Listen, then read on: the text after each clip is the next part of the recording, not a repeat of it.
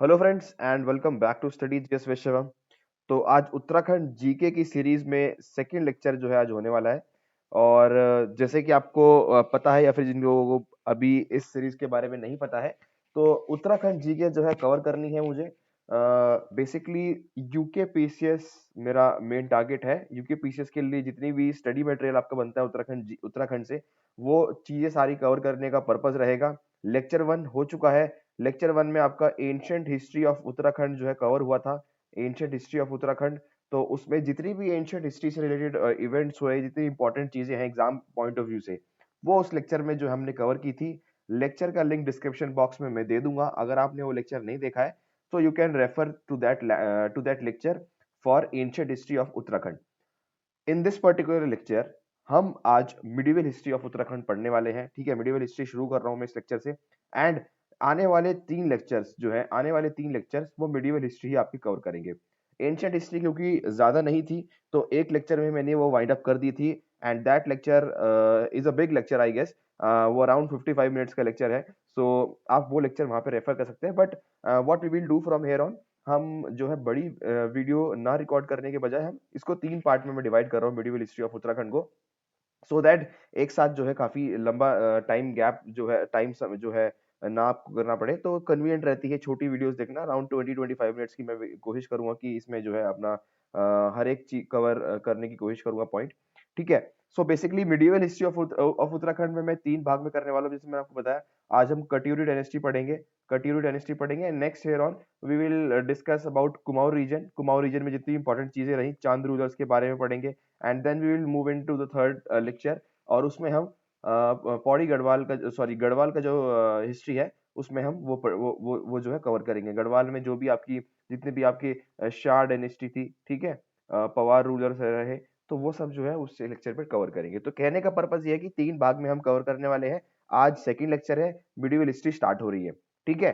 तो लेक्चर शुरू करने से पहले मैं आप लोगों को एक चीजें बता देता हूँ कि अगर आप स्टडी मटेरियल ढूंढ रहे हैं क्योंकि क्या, तो आपको मेरे साइट से क्या क्या प्रोवाइड मैं करा रहा हूँ। Let me tell you about this very briefly. Hand written notes medieval history के जो है, जो मैं इस लेक्चर को ले रहा हूँ, उसके हैंड रिटन नोट्स अवेलेबल है। अगर आपको चाहिए so you can WhatsApp me on this number. आप उस नंबर पे मेरे को व्हाट्सएप कर सकते हैं और आपको हैंड रिटन नोट्स जो है इस लेक्चर के मिल जाएंगे। इस लेक्चर के प्लस आपको पूरी की पूरी मिडिवल हिस्ट्री, पूरी की पूरी मिडिवल हिस्ट्री अगर आपको चाहिए, इंग्लिश में है, सिर्फ सिर्फ इंग्लिश में है, हिंदी में नहीं है। Only available in English. ये डिस्क्लेमर आपको दे देता हूँ, इंग्लिश में ही सिर्फ है, हिंदी मीडियम में नहीं है। तो अगर आपको मिडिवल हिस्ट्री के नोट्स चाहिए, हैंड रिटन नोट्स है, तो ये बेसिकली पूरे कॉम्प्रिहेंसिव नोट्स है। इसके अलावा आपको कुछ करने की जरूरत है नहीं। ठीक है। तो आप ये नोट्स रेफर कर सकते हैं किसी भी आपके पीसीएस के एग्जाम्स के लिए, या फिर आपके ट्रिपल एससी के एग्जाम जो भी है, आपको हिस्ट्री पढ़नी है तो आप ये नोट्स रेफर कर सकते हो। अराउंड 30 पेजेस के अराउंड ये नोट्स है, तो आप ये कर सकते, ये लेने के लिए आप इस नंबर पर जो है मेरे को व्हाट्सएप कर सकते हैं। सेकंड थिंग इज, आपकी यूके पीसीएस की प्रीलिम्स टेस्ट सीरीज जो है चल रही है। ठीक है। ये आपके इसमें 10 फुल लेंथ टेस्ट इसमें कवर हो रहे हैं। ठीक है। फर्स्ट शेड्यूल्स का हो ऑलमोस्ट इसके 5-6 टेस्ट हो चुके हैं। ठीक है। अगर आपको एनरोल कराना है तो this is for 300 only.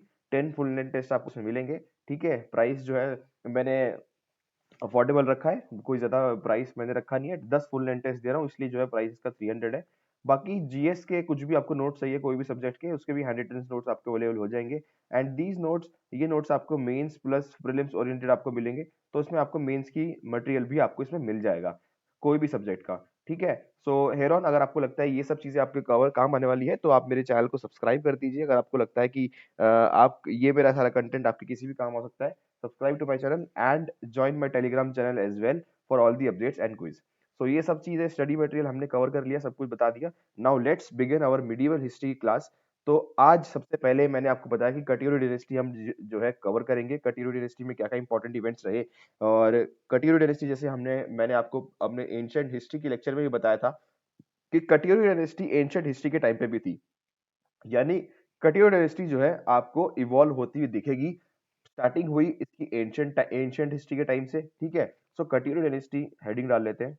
So basically इस इन सब लेक्चर्स में मैं, ठीक है, मैं आपको डिक्टेट कुछ नहीं करूंगा, because dictating will take time. Dictation में कुछ नहीं करूंगा नोट्स की, वो मैंने आपको नोट्स में दिया हुआ है सब कुछ, तो आप वो रेफर कर सकते हैं। यहाँ पे बेसिकली हम बैकग्राउंड देखेंगे, बैकग्राउंड ज्यादा इंपॉर्टेंट देखेंगे।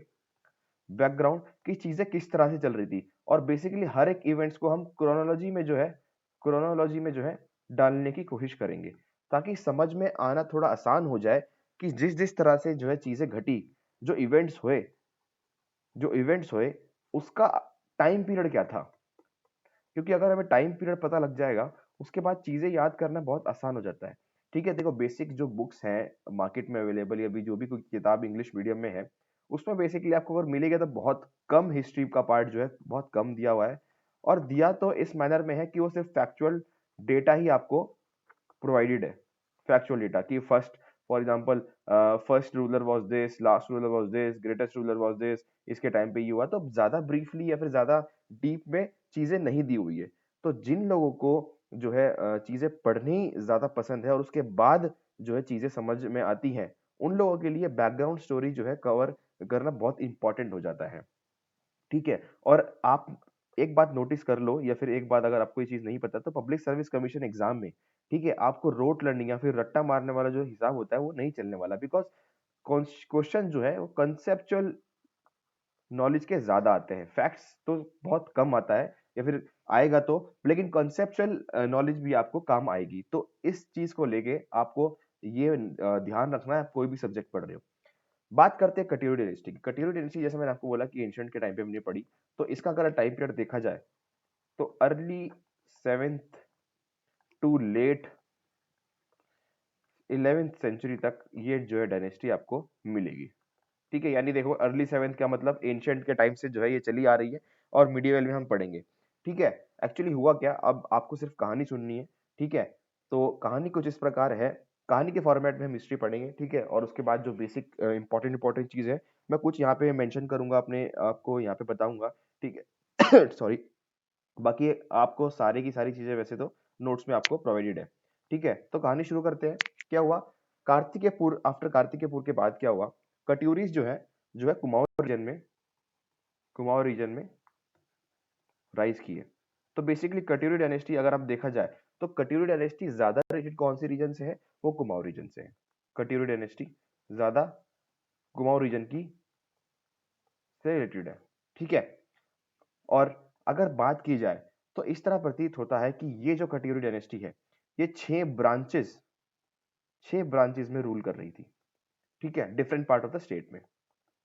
ठीक है, और काफी सारे इंस्क्रिप्शंस हैं, जो इस बात का सबूत देते हैं, या फिर जिस जो सोर्स ऑफ हिस्ट्री अगर हम बात की जाए तो इन इंस्क्रिप्शन से मिलती है। ये एग्जाम पॉइंट ऑफ व्यू से इंपॉर्टेंट हो जाता है कि आपको कट्यूरी डायनेस्टी के बारे में सोर्स ऑफ इंफॉर्मेशन क्या है इस डायनेस्टी का। तो काफी सारे इंस्क्रिप्शन है, मैं कुछ नाम लिख देता हूं। कॉपर इंस्क्रिप्शन ऑफ पांडुकेश्वर एक एग्जांपल है, पांडुकेश्वर। तो एग्जाम में अगर आ जाए कि कॉपर इंस्क्रिप्शन ऑफ पांडेश्वर जो है किस डायनेस्टी का जो है सोर्स ऑफ इंफॉर्मेशन है, तो आपको पता होना चाहिए कट्यूरी डायनेस्टी का। या फिर ऐसे भी आ सकता है कि कट्यूरी डायनेस्टी जो है कौन से इंस्क्रिप्शन से जो है इसकी हिस्ट्री जो है मिलती है। तो एक पांडुकेश्वर है, कार्तिकेयपुर की जो है, कार्तिकेयपुर जो मैंने आपको बताया स्टार्टिंग में, कार्तिकेयपुर के बाद जो है ये राइज की है। ऐसी बागेश्वर है। ठीक है, बैजनाथ है, बैजनाथ, और काफी सारे Kumaon folk songs folk songs Just a minute, my presentation is a bit hang. Wait for the program to end. Just give me a second. Yes, now I'm back. Okay, so Kumaon folk songs की बात की जाए तो यहाँ से हमें मिलती है।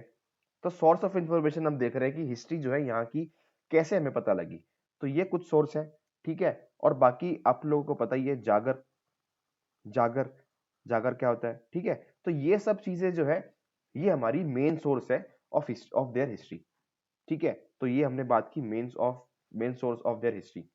उसके बाद कैसे उसके बाद चीजें कैसे चली, उसके बाद कट्यूरीज जो है बेसिकली ये कौन है, they are the descendants of Kartikeyapur. Kartikeyapur, they are the descendants of Kartik Kapoor. ठीक है, तो बेसिकली बात क्या हुई कि जैसे हर्षा के टाइम पे जो है, आप देखेंगे कि हर्षा के टाइम पे जो है कितनी सेंट्रीफाइड या फिर यूनिफाइड जो है डायनेस्टीज रही। एक हर्षा एक बहुत ग्रेट रूलर इंडिया में रहा, और उसके बाद उस हर्षा जो डायनेस्टी थी, उस वक्त आप एक चीज नोटिस करेंगे कि एक डायनेस्टी बहुत ही प्रोमिनेंटली जो है इंडिया में रूल कर रही थी, वो हर्षा डायनेस्टी थी। तो उसके बाद जब आप देखोगे कि जब हर्षा डायनेस्टी जो जाएगी, यानी जब हर्षा डायनेस्टी जो है वीक होगी, तो उसके बाद छोटी छोटी डायनेस्टीज बिल्ड होंगी, बिकॉज कोई सेंट्रल या फिर कोई यूनिफाइड यूनिवर्सिटी उस वक्त नहीं है। ठीक है, जब भी किसी भी रीजन में एक बड़ा राज्य होगा या फिर बड़ा रूलर होगा, तो उस वक्त आप देखोगे कि छोटे छोटे रूलर्स आप नहीं निकलते हुए देखोगे, यानी छोटे छोटे रूलर्स नहीं निकलेंगे। लेकिन जैसे ही बड़ा राज्य या फिर बड़ा राजा या फिर बड़ा किंगडम, बड़ा रूलर जैसे ही खत्म होगा या फिर एंड होगा उसका शासक, ठीक है, तो उसके बाद छोटी छोटी डायनेस्टी जो है ओरिजिनेट होनी या फिर इंट्रोड्यूस होनी शुरू हो जाएंगी उस रीजन में। तो ऐसा ही हुआ हर्षा के बाद। हर्षा पीरियड के बाद आप देखोगे कि डायनेस्टीज इवॉल्व होना शुरू हुई। ठीक है, और जब हर्षा पीरियड था तो आपको पता है कि एक स्टेबिलिटी रीजन में थी। ठीक है, लेकिन जैसे हर्षा पीरियड गया, हर्षा पीरियड को एंड होने के बाद ये स्टेबिलिटी अनस्टेबिलिटी में कन्वर्ट हो गई। अनस्टेबिलिटी बिकॉज कोई बड़ा रूलर नहीं है, तो अनस्टेबिलिटी हुई, तो इसका मतलब जो है स्मॉलर किंगडम जो है ओरिजिनेट होने शुरू हुए। और उन्हीं स्मॉलर किंगडम्स में से एक बात की जाए तो ये कुनिंदाज, डिसेंडेंट ऑफ कुनिंदाज ने क्या किया, कार्तिकेयपुर डायनेस्टी को एस्टैब्लिश किया, और बेसिकली कुमाऊं में कटियूरी घाटी में कटियूरी डायनेस्टी को एस्टैब्लिश किया। ठीक है, तो बेसिक बात यह है, हर्षा पीरियड खत्म होता है। हर्षा पीरियड खत्म होता है, पॉलिटिकल अनस्टेबिलिटी आती है। पॉलिटिकल अनस्टेबिलिटी आती है। पॉलिटिकल अनस्टेबिलिटी से क्या हुआ, उसके बाद कुनिंदास के जो डिसेंडेंट्स थे, यानी कुनिंदास के डायनेस्टी के जो लोग थे, उन्होंने क्या किया, कार्तिकेयपुर में कार्तिकेयपुर डायनेस्टी जो है बनाई, कार्तिकेयपुर डायनेस्टी। और उसके बाद कुमाऊं रीजन में बैजनाथ घाटी के पास कटियूरी डायनेस्टी बनाई। तो ये इस तरह से कटियूरी डायनेस्टी जो है ओरिजिनेट होती है। अब बात करेंगे हम कटियूरी डायनेस्टी में क्या क्या चीजें हुई हैं, क्या क्या इंपॉर्टेंट इवेंट्स है, क्या क्या इंपॉर्टेंट रूलर्स हैं। तो सबसे पहले बात की जाए बसंत देव। बसंत देव बेसिकली 633 एडी से लेकर आपके 645 एडी ये कंसिडर किए जाते हैं फाउंडर ऑफ दिस कटियूरी डायनेस्टी। ठीक है, जो लोकल फोक फेयर्स हैं या फिर जो लोकल गाथाएं हैं, उसमें इनको बसंत देव को वासुदेव भी बोला गया है। उनको वासुदेव भी बोला गया है, लेकिन हिस्टोरियंस इस पर डिवाइडेड है कि क्या उनका नाम बसंत देव था या फिर वासुदेव था। लेकिन आपको याद रखना है कि बसंत देव और वासुदेव एक ही आदमी है, और ये जो है फाउंडर है कटियूरी डायनेस्टी का। ठीक है, उसके बाद इनकी कैपिटल की बात की जाए तो कैपिटल जो प्रेजेंट डे जोशीमठ है, वो उनकी कैपिटल थी। ठीक है, तो कैपिटल थी। उसके बाद काफी सारे कॉपर इंस्क्रिप्शन है जो डिस्कवर हुए हैं, और वो कहते हैं सारे के सारे, वो कहते हैं कि ललित देव जो है वो इसका सबसे स्ट्रॉन्गेस्ट या फिर सबसे greatest ruler of this dynasty. ठीक है, और इनकी एम्पायर की बात की जाए, तो सतलुज से सतलुज इन वेस्ट से प्लेन्स इन साउथ। तो आपको पता है कि अगर आप इंडिया का नक्शा बनाएंगे, ठीक है, इंडिया का नक्शा बनाएंगे, ठीक है, तो सतलुज कुछ इस तरफ बहती है। ठीक है, तो सतलुज से लेकर प्लेन्स तक, तो बेसिकली ये पूरा रीजन जो है इंडिया का, नॉर्थ इंडिया, तो यहाँ पे कुछ कुछ पार्ट्स में ऐसे नहीं कहूंगा कि पूरा का पूरा रीजन जो है कटियूरी डायनेस्टी के अंदर था, बट मैंने आपको बताया कि 6 ब्रांचेस में रूल कर रहे थे, तो कुछ कुछ ब्रांचेस में तो ये रीजन मेन था, तो कुछ कुछ ब्रांचेस में ये इन्होंने रूल किया कटियूरी डायनेस्टी ने। ठीक है, सतलुज वेस्ट से, plains in the south region. तो ये इनका एरिया रहा रूल करने का। उसके बाद बात करें तो entire present day Rohilkhand, Rohilkhand कौन सा एरिया आपका, आपका वेस्टर्न उत्तर प्रदेश, ठीक है, ये सारा रीजन उनके एम्पायर के अंदर इंक्लूडेड था।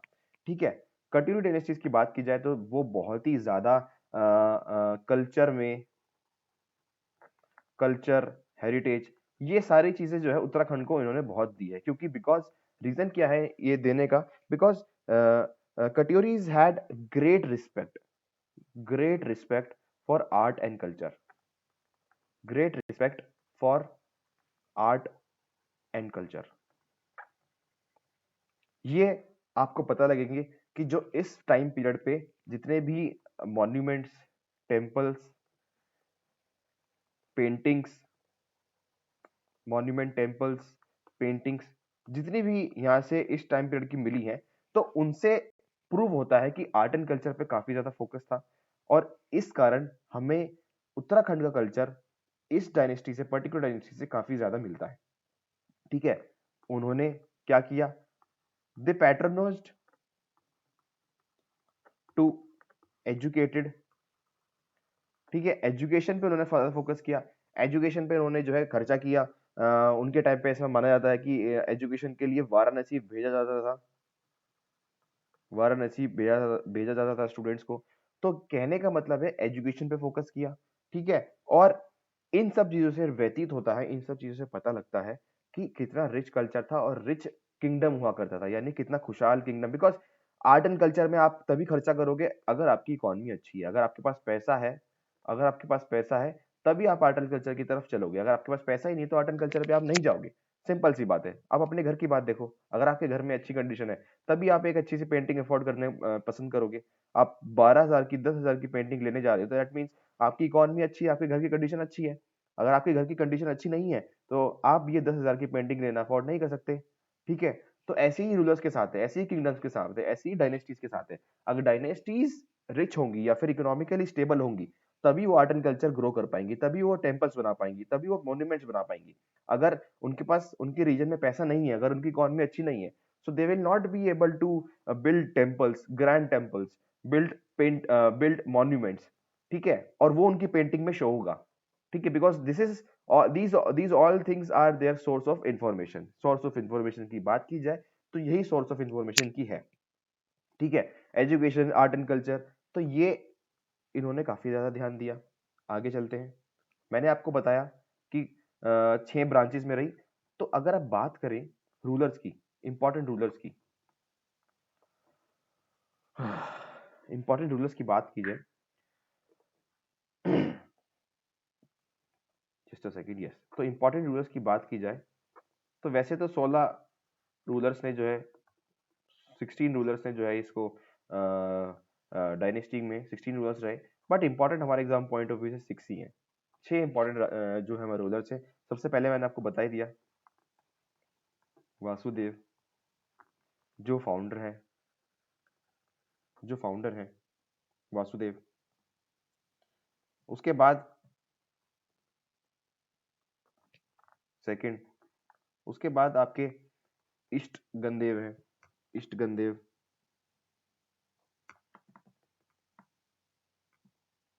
Just a second,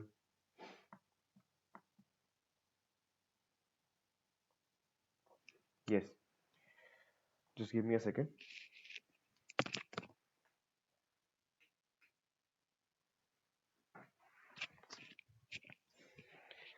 sorry, light चली गई थी, सो लाइट ऑन करने के लिए थोड़ा टाइम लग गया।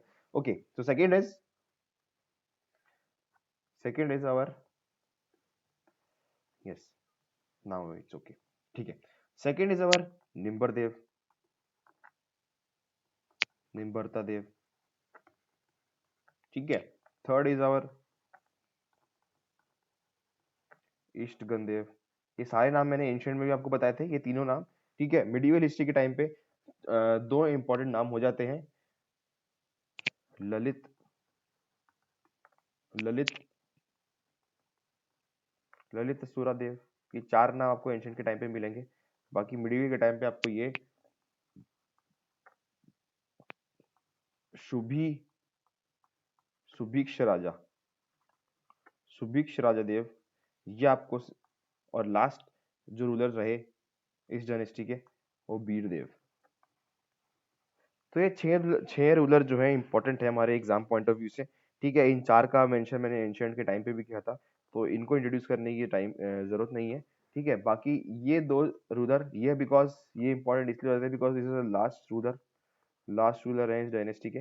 एंड ये जो रूलर है सुभिक्ष राजा, बेसिकली क्या हुआ, ही फाउंडेड द सिटी ऑफ सुभिक्षपुर। सुभिक्षपुर जो बेजनाथ के पास है, तो ये सिटी इन्होंने फाउंड की थी, तो इसलिए exam point of view important हो जाता है। एग्जाम में अगर आ जाए कि who founded the city of Subhikshapur near Baijnath, तो सुभिक्ष राजा देव जो है इसका आंसर होगा। ठीक है, नाम से ही पता लगता है सुभिक्षपुर, सुभिक्ष राजा देव। ओके, मूविंग फॉरवर्ड, अब बात करते हैं एग्जाम पॉइंट ऑफ व्यू से इंपॉर्टेंट क्या होता है एडमिनिस्ट्रेशन की।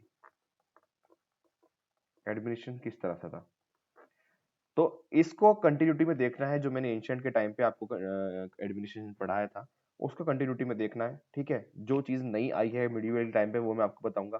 ठीक है, बेसिकली, लेकिन उसको आपको ध्यान रख के जो है चलना है। एंशिएंट के टाइम पे जो एडमिनिस्ट्रेशन था वही था, उसमें एड ऑन क्या क्या हुआ है मैं आपको बताऊंगा। तो बेसिकली कट्यूरिज ने, जैसे मैंने आपको बताया कि वास्ट अंपायर इनके पास था, वास्ट अंपायर था।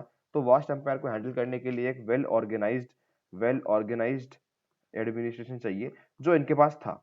ठीक है, जो इनके पास था।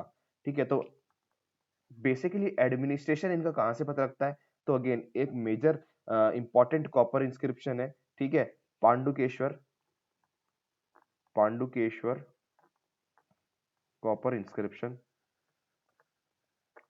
इंस्क्रिप्शन ये मेजर सोर्स ऑफ इंफॉर्मेशन है एडमिनिस्ट्रेशन का। ठीक है, एडमिनिस्ट्रेशन का, कि एडमिनिस्ट्रेशन ऑफ कट्यूर डायनेस्टी के लिए सोर्स ऑफ इंफॉर्मेशन क्या है, पांडुकेश्वर कॉपर इंस्क्रिप्शन। ठीक है, किंग सेंट्रल था, किंग वॉज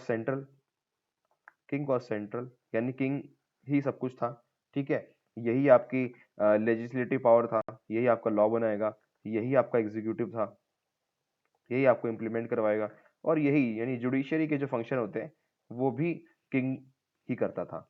ठीक है, और किंग को काफी ज्यादा नामों से जाना जाता था, बेसिकली महाराज, राजा, महाराजा धीराज। ठीक है, नरपति, नरेंद्र, क्षितिज, ऐसे कई सारे नाम हैं जो किंग को दिए गए थे।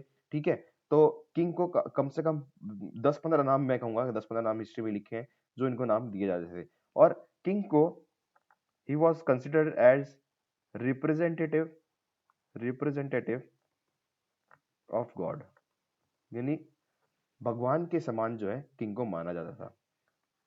क्वीन की बात करें, क्वीन को बोला जाता था रागई महादेवी, रागई महादेवी। वाइल प्रिंस यानी युवराज जो होते थे, प्रिंस को क्या बोला जाता था, राजपुत्र, राजपुत्र। और प्रिंसेस यानी रानी, जो उनकी वाइफ होती थी, ठीक है, उनको राजकन्या, राजकन्या यानी रानी को राजकन्या, और उसके युवराज को राजपुत्र, और क्वीन यानी जो रानी है वो रागी महादेवी। ठीक है, ये नामों से जो है बोला जाता था, प्रिंस, प्रिंसेस, राजकन्या। ठीक है, उसके बाद बात की जाए council of ministers. Council of minister जैसे आपको पता है कि जैसे आज की डेट में हम पॉलिटी में पढ़ा, प्राइम मिनिस्टर के काउंसिल ऑफ मिनिस्टर होते हैं, तो ऐसे ही किंग के ऑब्वियसली काउंसिल ऑफ मिनिस्टर होंगे। ठीक है, जो उनको सेनापति होंगे, उनकी जो मंडल में होंगे, तो ऐसी एडवाइस के लिए उनकी काउंसिल ऑफ मिनिस्टर थी, काउंसिल ऑफ मिनिस्टर। ठीक है, जिसको नाम दिया गया था क्या, राजा मत्या, जिसको नाम दिया गया राजा मत्या। ठीक है, वहीं किंग की थी ये, वहीं प्रिंस की भी अलग से जो है काउंसिल ऑफ मिनिस्टर थी, उसको नाम क्या गया, council of minister, short form में लिख रहा हूं, उसको क्या नाम दिया गया, कुमार अमत्या, कुमार अमत्या। ठीक है, उसको कुमार अमत्या नाम दिया गया। ठीक है, तो ऐसी अलग अलग फंक्शनरीज थी, अलग अलग फंक्शनरीज थी एडमिनिस्ट्रेशन के टाइम पे, जो अलग अलग ऑफिसर्स थे जो अलग अलग डिपार्टमेंट्स हेड कर रहे थे। कुछ डिपार्टमेंट्स की अगर मैं बात की जाऊं तो फॉर एग्जांपल एंशियंट हिस्ट्री के नोट्स में या फिर एंशियंट हिस्ट्री क्लास में भी हमने देखा था कि एडमिनिस्ट्रेशन में अलग अलग पोस्ट थी जो रिस्पॉन्सिबल थे अलग अलग चीज के। कुछ देखते हैं। प्रतिशूरक फॉर एग्जांपल, प्रतिशूरक बेसिकली क्या था, used to fight to win court awards. फिर दूतक एक ऑफिसर था जो बेसिकली हेड था किस चीज का, दूतों का, मैसेंजर्स का। तो आपके एग्जाम पॉइंट ऑफ व्यू से इंपॉर्टेंट ये ऐसे हो जाते हैं, आपसे पूछ लिया जाएगा कि प्रतिशूरक का काम क्या था या फिर दूतक का काम क्या था। प्रांतपाल, प्रांतपाल बॉर्डर सिक्योरिटी के लिए इंचार्ज थे, बॉर्डर सिक्योरिटी। उसके बाद नरपति आते हैं, Narpati for river ghats and tax collection, tax collection. उसके बाद आते हैं Kottapal, Kottapal security of fort, security of fort. तो अलग अलग कहने के मतलब ये है कि अलग अलग ऑफिसर्स को अलग अलग काम दिया गया था। ये कुछ पोस्ट मैंने आपको बताई, 5 पोस्ट मैंने आपको बताई। डिटेल्स अगेन नोट्स में है, ठीक है, आप रेफर कर सकते हो। ओके, तो ये 5 पोस्ट थी। ऐसी अलग अलग डिपार्टमेंट्स को अलग अलग ऑफिसर के अंदर इंचार्ज किया हुआ था, सो दैट चीजें जो है एस्टैब्लिश रहे। मैंने आपको बताया कि लार्ज एम्पायर था और लार्ज एम्पायर को मैनेज करने के लिए एक वेल ऑर्गेनाइज सिस्टम चाहिए, तो वेल ऑर्गेनाइज सिस्टम इनके पास था, तो ये इनकी बड़ी बड़ी खासियत रही। ठीक है, उसके बाद मैंने आपको बताया किंग जो है तीनों फंक्शन जो है परफॉर्म करता था। मैंने आपको बताया कि लेजिस्लेटिव फंक्शन भी वही करते थे, और आपका एग्जीक्यूटिव फंक्शन भी वही था, एग्जीक्यूटिव फंक्शन भी उन्होंने किए और जुडिशरी फंक्शन भी उन्होंने किए। ठीक है, उसके बाद क्या, उसके बाद क्या इंपॉर्टेंट हो जाता है, काउंसिल ऑफ मिनिस्टर वो जो है आपको मैंने बता दिया कि अपॉइंट किए जाते थे एड एंड एडवाइस को जो है देने के लिए। और बेसिकली बात क्या थी कि जो मिनिस्टर्स थे ना, जो मिनिस्टर्स थे वो डायरेक्टली रिस्पॉन्सिबल किसको थे, डायरेक्टली रिस्पॉन्सिबल किसको थे, किंग को थे, यानी किंग को डायरेक्टली अकाउंटेबल थे, डायरेक्टली अकाउंटेबल थे। ठीक है, उसके बाद स्टेट कैसे जो है मैनेज हो रहा था, उसके बाद देखते हैं। 2 इंपॉर्टेंट पोस्ट है, एक है महामनुष्य, महामनुष्य और नरपति। ये 2 इंपॉर्टेंट टाइटल्स हैं जो इंपॉर्टेंट पर्सन्स को दिए जाते थे सोसाइटी में, यानी जो भी इंपॉर्टेंट पर्सन है सोसाइटी के अंदर, 2 इंपॉर्टेंट टाइटल्स, 2 इंपॉर्टेंट टाइटल्स जो इंपॉर्टेंट पर्सन को दिया जाते थे ये सोसाइटी के अंदर। अब स्टेट की बात की जाए, स्टेट की, तो state was divided into provinces, provinces के अंदर डिवाइड किया गया था इनको, प्रोविंसेस, प्रोविंसेस को डिवाइड डिवाइड किया गया था प्रोविंसेस के अंदर। और इसको क्या बोला जाता था, प्रांत, प्रांत बोला जाता था। जो कौन हेड करता था, गवर्नर, गवर्नर या फिर उपारिका, इनकी भाषा में बोली जाए तो उपारिका, उपारिका इसको हेड करता था। उपारिका का मतलब गवर्नर। प्रांत divided, state was divided into prants, प्रांत का मतलब प्रोविंसेस, प्रोविंसेस को कौन हेड करता था, गवर्नर यानी उपारिका। ठीक है, इसके बाद इसको फर्दर डिवाइड कर दो, अगर फर्दर डिवाइड कर दो, फर्दर डिवाइड कर दो यूनिट्स में, तो डिस्ट्रिक्ट्स बन जाएंगे आपके, डिस्ट्रिक्ट्स बन जाएंगे। देखो स्टेट, स्टेट को प्रोविंस में डिवाइड कर दिया, यानी अगर आपको आज की डेट पे इंडिया का जो आज की फिलहाल पे सिस्टम है, ये इंडिया हो गया, ये स्टेट्स हो गए गवर्नर के अंदर। अब स्टेट्स के अंदर क्या होता है, डिस्ट्रिक्ट्स, तो डिस्ट्रिक्ट्स, और डिस्ट्रिक्ट्स किसके अंडर थे, डिस्ट्रिक्ट किसके अंडर थे, डिस्ट्रिक्ट को बोला जाता था विषय, और डिस्ट्रिक्ट किसके अंडर थे? विषयपति। डिस्ट्रिक्ट किसके अंडर थे? विषय, और इसको क्या बोला जाता था? विषयपति। ठीक है, डिस्ट्रिक्ट्स को बोला जाता था विषय, और विषय को बोला जाता था विषयपति। इसके बाद भी अगर आप फर्दर डिवाइड करोगे तो नगर निगम आ जाएंगे आपके, ठीक है, पंचायत आ जाएंगी, ठीक है। तो बिलो विषय नगर या फिर ग्राम, नगर ग्राम जो है बोला जाता था। तो नगर को कौन हेड करता था? नगर को हेड करता था श्रेष्ठी। स्पेलिंग जो है सही से लिख लेते हैं। नगर को हेड करता था श्रेष्ठी, और ग्राम को कौन हेड करता था? महात्म। ठीक है, ये चीजें आपको याद करनी है। State was divided into provinces, यानी प्रांत की ओर प्रांत में डिवाइडेड था। प्रांत में गवर्नर रिस्पॉन्सिबल था, गवर्नर मतलब उपारी का। फिर प्रोविंसेस को फर्दर डिवाइड कर दो डिस्ट्रिक्ट्स में, डिस्ट्रिक्ट का मतलब विषय, विषय को कौन हेड करता था? विषयपति। अगेन विषयपति को फिर से जो है फर्दर डिवाइड कर दो नगर और ग्राम में, नगर को कौन हेड करता था? श्रेष्ठी, और ग्राम को कौन हेड करता था? महात्म। ठीक है, तो इस तरह से एडमिनिस्ट्रेशन जो है हमारा कवर होता है। एडमिनिस्ट्रेशन जो है हमारा इस तरह से कवर होता है। नेक्स्ट बात करते हैं हम आर्मी की। आर्मी की, तो आर्मी की बात की जाए तो इट दे मेंटेन लार्ज। अब किंगडम बड़ा है तो आर्मी भी बड़ी ही होगी, क्योंकि बड़ी आर्मी नहीं होगी तो कोई भी आके कूट जाएगा आपको। तो कूटना नहीं है, और आपको जो है सरवाइव करना है। ठीक है, तो आर्मी आपको चाहिए होगी। इकोनॉमी अच्छी है, इकोनॉमी अच्छी है तो आर्मी पे अच्छा खर्चा होगा। आर्मी पे अच्छा खर्चा आपको दिखेगा ऐसे कि आर्मी की अगर हम बात करें, आर्मी की बात करें तो आपको बताता हूँ मैं। इन्फेंट्री, इन्फेंट्री का मतलब क्या हो गया? जो सोल्जर जो पैदल चलते हैं, आपने देखा होगा ना मूवीज में, जो पैदल चलते हैं उनको बोलते हैं इन्फेंट्री। तो इन्फेंट्री को क्या कहा जाता था? गौतमिक। गौतमिक। उसके बाद बात करते हैं कैवलरी की। अब कैवलरी पे जो घोड़े पे सवार सैनिक होते हैं उनको उनको क्या बोला जाता था?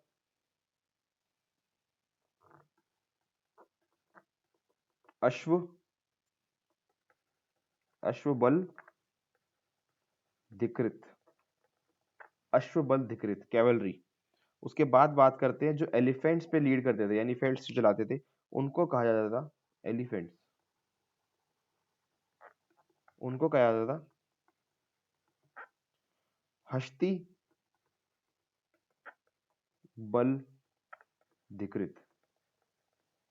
नाम तीनों के याद करने हैं, एग्जाम पॉइंट ऑफ व्यू से इंपॉर्टेंट है, that is why I have written this name. ठीक है, और head of all branches of army, head की बात की जाए of all branches, head of all branches, उसको कहा क्या कहा जाता था? हस्तिया शव शत्र। हस्तिया शव शत्र बाल बल धिकृत। तो बल धिकृत जो है ये क्या टर्म है? इसका मतलब बल यानी जो फोर्स, धिकृत मतलब इंचार्ज। बल धिकृत फोर्स का इंचार्ज। अब ये डिफाइन करता है किस चीज का? हस्ति शव शस्त्र, यानी हेड ऑफ ऑल ब्रांचेस।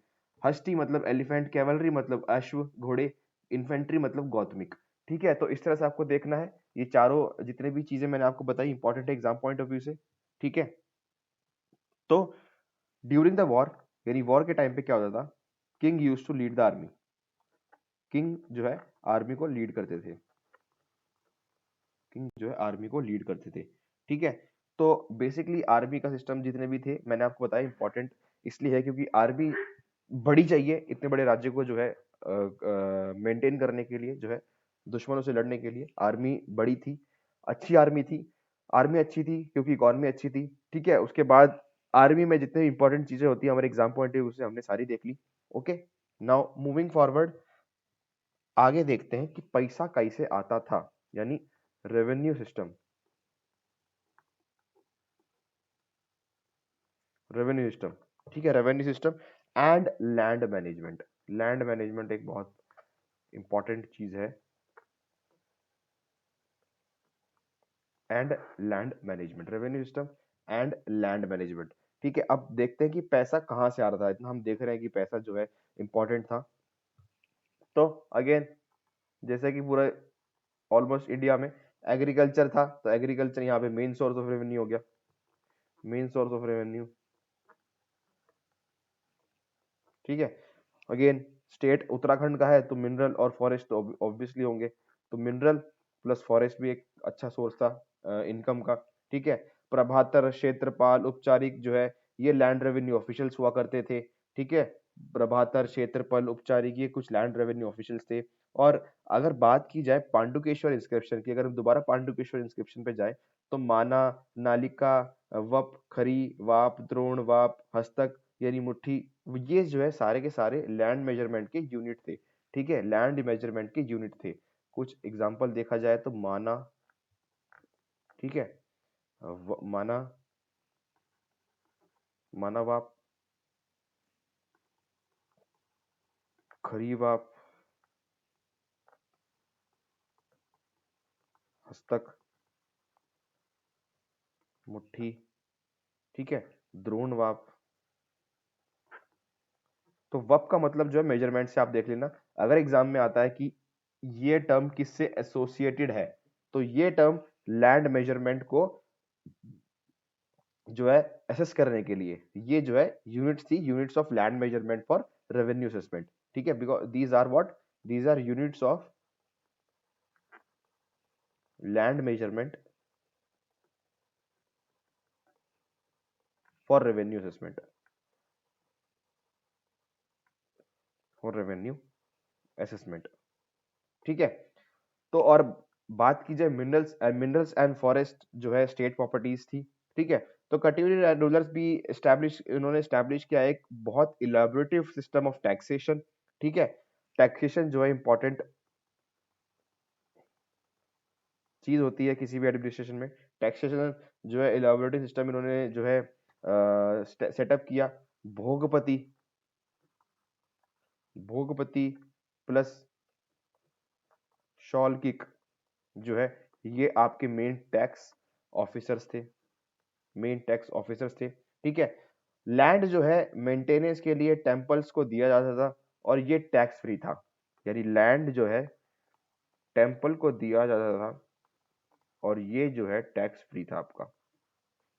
ठीक है, द्रोणाप, कल्याणाप और खरीनाप, अगेन ये भी यूनिट से रेवेन्यू को मेजर करने के लिए। ठीक है, मैंने आपको ये कुछ इंपॉर्टेंट टर्म्स बता दिए। ठीक है, उसके बाद करेंसी की बात की जाए, अगर एविडेंस ऑफ करेंसी जो है इस टाइम पीरियड पे नहीं जो है मिलती है, यानी करेंसी इस वक्त कुछ नहीं थी, तो दैट मीन्स अगर करेंसी जो है आपको नहीं मिलेगी तो क्या हो रहा होगा इकोनॉमिक सिस्टम में, बार्टर सिस्टम। तो बार्टर सिस्टम जो है फॉलो होता था, बिकॉज करेंसी कुछ नहीं मिली है, तो ऑब्वियसली बार्टर सिस्टम जो है प्रिवेल करता था। और बार्टर सिस्टम जो इसको क्या बोला जाता था, जजमानी, जजमानी सिस्टम। ठीक है, जजमानी सिस्टम क्या था, एक तरह का बार्टर सिस्टम था जो प्रैक्टिस किया जाता था, because currency is not, has not been found. ठीक है, तो period was of prosperity which allowed kings to make sufficient donations, मतलब कि डोनेशंस जो है इस पीरियड पे जो है अच्छी जाती थी। मैंने अब आपको बताया कि आर्ट एंड कल्चर अच्छा है बिकॉज इकोनॉमी अच्छी है, तो इकोनॉमी अच्छी है तो दान देने में क्या जा रहा है। ठीक है, आप दान तभी दे पाओगे आपकी इकोनॉमी जो है अच्छी होगी, तो डोनेशंस यहाँ पे दी जाती थी। ठीक है, तो इस तरह से हमने देख लिया कि पीरियड जो है किस तरह से प्रॉस्पर कर रहा था, यानी पीरियड जो इस डायनेस्टी के जो मेन चीजें हैं वो हमने यहाँ पे देख ली। ट्रेड जो है तिब्बत से जो है एक अलग से एक सोर्स था, ट्रेड विद तिब्बत, यहाँ से ही पैसा आ रहा था, ट्रेड विद तिब्बत। तो इतने सारे सोर्स ऑफ इनकम हो गए, एग्रीकल्चर हो गया, मिनरल्स हो गए, फॉरेस्ट हो गया आपका, उसके बाद आपकी ट्रेड हो गई तिब्बत के साथ, तो इतने सारी जो है रेवेन्यू के रेवेन्यू के रेवेन्यू के सिस्टम थे। तो बात ऐसी हुई कि रेवेन्यू जब इतनी ज्यादा सोर्स ऑफ इनकम से आ रही है तो इकोनॉमी आपकी बूम करेगी। और किसी भी इकोनॉमी बूम कर रही है, ठीक है, इकोनॉमी बूम कर रही है तो उसकी पॉलिटी जो है ऑब्वियसली या फिर डायरेक्टली रिलेटेड होती है इकोनॉमी से। ये फॉर्मूला आप हिस्ट्री में जो है इम्प्लाई करके पढ़ा करिए। ठीक है, अगर किसी भी एम्पायर की इकोनॉमी अच्छी है तो डायरेक्टली अफेक्ट करेगी उसकी पॉलिटी को। तो कहने का मतलब ये है कि polity is directly related to its economy. ठीक है, polity is directly related to economy. अगर इकोनॉमी अच्छी होगी तो पॉलिटी अच्छी होगी, सीधी सी बात है। और यहाँ पे इकोनॉमी आपको अच्छी दिख रही है इसलिए इनकी पॉलिटी अच्छी थी। पॉलिटी मतलब पॉलिटिकल एडमिनिस्ट्रेशन इनका अच्छा था, और पॉलिटिकल एडमिनिस्ट्रेशन इनका अच्छा था तभी आज आप और हम इनको किताबों में पढ़ रहे हैं। अदरवाइज बहुत सारी छोटी छोटी डायनेस्टीज रही, छोटे छोटे किंगडम्स रहे जो हमें पता भी नहीं है, जो हम पढ़ते भी नहीं है, because they were not as important as these are, and these are important because their economy was good. ठीक है, and economy was good, that is why they contributed to art and culture. ठीक है, that is why they contributed to art and culture. They made temples, they made monuments, उनकी paintings rich culture show करती है। And because of all this हमको हमारा उत्तराखंड का culture, ठीक है, प्लस हेरिटेज, ठीक है, प्लस हेरिटेज, ये हमें अपने इस डायनेस्टी से मिलता है। तो ऑल वाइंड अप अगर हम करें इस लेक्चर को, तो हमने इसमें देख लिया कि हमारी इकोनॉमी कितनी अच्छी थी। ठीक है, हमारी इकोनॉमी कितनी अच्छी थी, हमारा पॉलिटिकल सिस्टम कैसा था, किंग को कितना इंपॉर्टेंट दर्जा दिया गया था, गॉड का दर्जा दिया गया था किंग को। ठीक है, किंग कितना सेंट्रल था, यानी किंग ही आपकी लेजिस्लेटिव पावर्स कर रहा था, किंग ही आपकी एग्जीक्यूटिव पावर्स कर रहा था, किंग ही आपकी जुडिशरी फंक्शंस भी परफॉर्म कर रहा था। ठीक है, और काउंसिल ऑफ मिनिस्टर्स थे, काउंसिल ऑफ मिनिस्टर थे जो डायरेक्टली रिपोर्ट करते थे किंग को, अकाउंटेबल थे सीधा किंग को। ये हमने एडमिनिस्ट्रेशन देखा।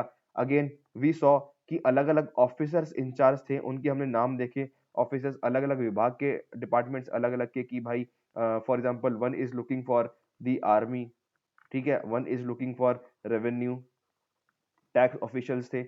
तो अलग अलग अलग क्षेत्रफल में, अलग अलग डिपार्टमेंट्स में, अलग अलग सेक्टर्स में हर एक ऑफिसर इंचार्ज था, उसके हमने नाम देखे। ठीक है, बात आर्ट एंड कल्चर की आई। आर्ट एंड कल्चर में हमने देखा कि आर्ट एंड कल्चर कितना रिच था, आर्ट एंड कल्चर कितना रिच था, आर्ट एंड कल्चर कितना रिच था। ठीक है, तो कहने की बात यह है कि ऑल टुगेदर अगर हम एक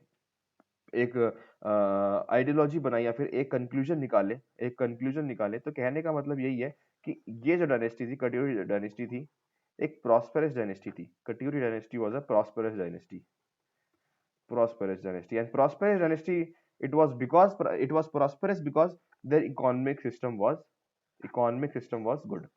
ठीक है, मैं आपको बार बार इस पीस पे रिपीट कर रहा हूँ कि किसी भी चीज को आप पढ़ो, लेकिन उसको economy, political, social, social background से पढ़ो। अच्छा, आप कहोगे कि सोशल, मैंने इस चीज में नहीं पता है कि सोशल लाइफ वहाँ पे कैसी थी, सोसाइटी के बारे में नहीं पढ़ा है। सोसाइटी के बारे में मैंने इसलिए नहीं पढ़ा बिकॉज सोसाइटी जो है सोसाइटी, मैंने आपको बताया, रिलीजन की अगर बात की जाए तो मोस्टली हिंदुइज्म वाज फॉलोड, और हिंदुइज्म में भी शिविज्म यानी शिव जी की भक्ति की जाती थी। लेकिन इसके अबव देखी जाए तो वैष्णविज्म, तो वैष्णव और शैविज्म एक सेक्ट है रिलीजन के। तो शैविज्म ज्यादा फॉलो किया जाता था, लेकिन वैष्णव सेक्ट के लोग भी हमें मिलते हैं। हमको यहाँ पे इस पीरियड में बुद्धिज्म भी मिलता है, बुद्धिज्म के भी कुछ फॉलोअर्स हैं। ठीक है, तो कहने का मतलब है ऑल टुगेदर इस चीज से पता लगता है क्या, कि रिलीजियसली टॉलरेंट ये सोसाइटी थी। यानी आप कोई भी रिलीजन जो है फॉलो कर सकते हो, ऐसा नहीं है कि आपको सिर्फ हिंदुइज्म में करना है और हिंदुइज्म में भी ये कि बिल्कुल शिव जी की भक्ति करनी है, ऐसा कुछ नहीं है। आप बुद्धिज्म भी लोगों को फॉलो करते हुए देखा गया, हिंदुइज्म में फॉलो करते गया, तो हिंदुइज्म में भी अलग अलग सेक्ट फॉलो करते हुए देखा गया। ठीक है, लेकिन कास्ट सिस्टम जो है प्रिवेल करता था, कास्ट सिस्टम प्रिवेल्ड। ठीक है, हायर कास्ट लोअर कास्ट, मतलब सीधे से मतलब ये है कि वर्ना सिस्टम जो है वो फॉलो होता था, वो तो पूरे इंडिया में हमारा फॉलो होता था ऑलमोस्ट। ठीक है, तो this is no exception, varna system was also followed. तो बेसिकली डिटेल में मैंने आपको एंशिएंट हिस्ट्री के टाइम पे जो सोसाइटी पढ़ाई थी, वही सेम सोसाइटी यहाँ पे इस वक्त भी प्रिवेल करती है। सोसाइटी में कुछ ज्यादा मेजर चेंजेस है नहीं। तो दो आप सोसाइटी के टाइम के लिए वो आप नोट्स एंशिएंट के या फिर एंशिएंट की जो क्लास में मैंने सोसाइटी पढ़ाई वो रेफर कर सकते हो। बेसिकली मैंने आपको वैसे यहाँ पे बता दिया, वाइंड अप कर दिया कि सोसाइटी वहाँ पे किस तरह से थी।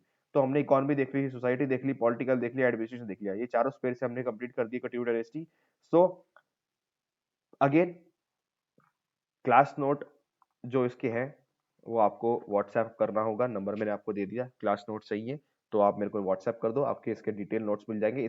ये सिर्फ आपको नोट्स पढ़ने हैं। कहानी आपने सुन ली कि किस तरह से कटियो डायनेस्टी आई, किस तरह से कटियो डायनेस्टी जो है इवॉल्व हो रही है। अगेन इंपॉर्टेंट चीज़ें जो है क्लास नोट्स के जो है इंपॉर्टेंट नोट्स जो बनते हैं, हैंड रिटन नोट्स मैंने बना रखे हैं, आप मेरे को मैसेज कर सकते हो व्हाट्सएप पे, आपको नोट्स मिल जाएंगे। ठीक है, तो सेकंड लेक्चर में हम मिलते हैं, उसमें हम अब चांद डायनेस्टी जो है, चंद डायनेस्टी जो कुमाऊं में हम चलेंगे, चांद डायनेस्टी में, वो हम आगे इस लेक्चर में पढ़ेंगे। सो आई होप आपको ये लेक्चर अच्छा लगा हो, and if you like this lecture please subscribe to my channel, because काफ़ी चीज़ें जो है लगती हैं इस चीज़ में, जो है मेहनत लगती है थोड़ी सी लेक्चर बनाने में, और अगर आप सब्सक्राइब करेंगे तो शायद थोड़ी सी मोटिवेशन मेरे को और मिल जाए कि और अच्छा कंटेंट मैं प्रोवाइड कर सकूं। And please also give me your feedback so that I can improve on my content, on my presentation skills, whatever you feel so. ठीक है, so I hope you liked it and subscribe to my channel. Also, please don't forget to join my Telegram channel. Link जो है description box में दे दूंगा मैं इन दोनों का। ठीक है, सो आई होप चीजें सही रही हो एंड समझ में आई हो। कोई भी डाउट हो please ask in the comment box and see you in the next video. Till then take care, good bye and see you in the next video.